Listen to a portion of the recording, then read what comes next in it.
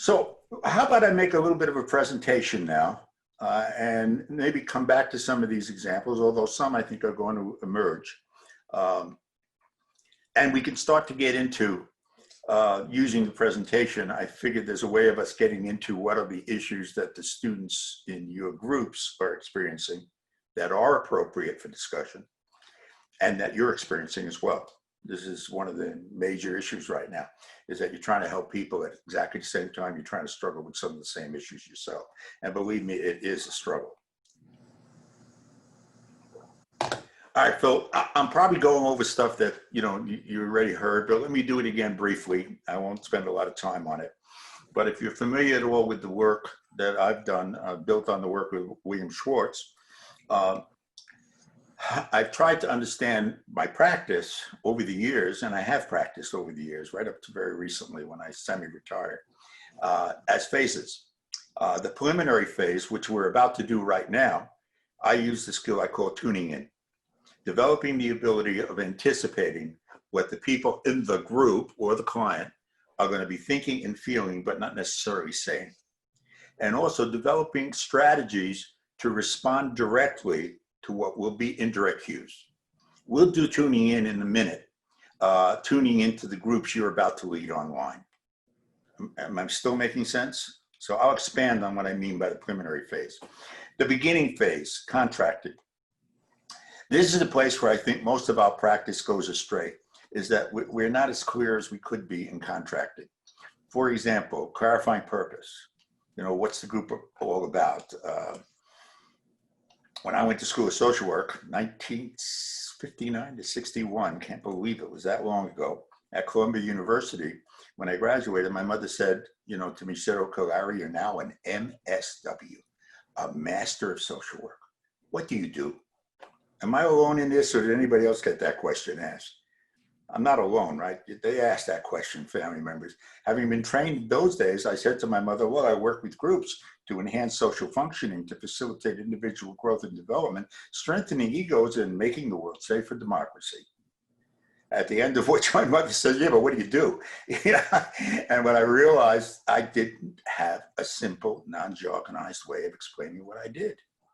And yet how powerful was that, and how important was it that I could explain to a group or to individuals or to a class or whatever, how to be able to put into simple terms what it is I actually did, what my role was, without using all of the jargon. Getting feedback is important. Making sure that the thing you're there to help people with matches up with what they're experiencing. And what we just did, by the way, was problem swapping. That was my version of getting feedback. I threw out, if you remember, some examples to try to stimulate your thinking. And then I asked you to raise those examples that hit home, or even some I missed. That's the feedback. The contract is the overlap, the connection between what we have to offer as helping professionals and what our clients perceive that they need. Good luck if you want to offer people things that you think they need and they don't think they need it. Am I making sense? I'll bet you every one of you has participated in what I've called the illusion of work, where conversation is taking place, but nothing real is happening, because we haven't gotten that overlap, that contract so far. I also think that we have to deal with the issue of authority, or the role of the group leader. In your case, the issue will be the fact that they have a peer who has a leadership role without any external authority other than you volunteered for it and you're doing it. Do you understand what I mean? The relationship. If I had 3 circles right now, this circle would be the individuals in your groups.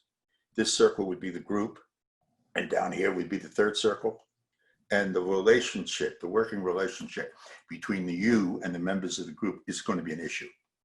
It's got to be dealt with. And it's a unique issue because you're a peer. You're not a social worker coming in from the outside or an educator. So contracting, clarifying purpose, clarifying role, getting some feedback, and dealing with the issue of authority.